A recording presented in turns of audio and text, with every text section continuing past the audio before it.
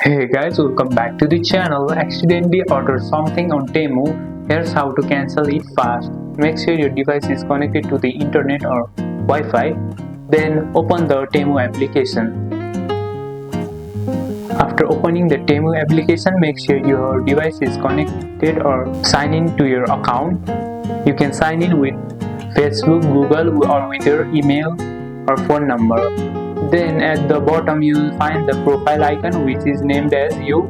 Click on it. Here your profile will open. Then to cancel the order you have done, go to your order section. You will find at the profile. Then if you have some order here, you can cancel the order by clicking on that item. Select a reason for cancellation, confirm your cancellation, and you will get a full refund if the order hasn't shifted. If your order has already shipped, you can't cancel it. You will need to request a return instead. And that's it. Your Temu order is cancelled in just a few taps. Like and subscribe for more quick tips, and I'll see you in the next one.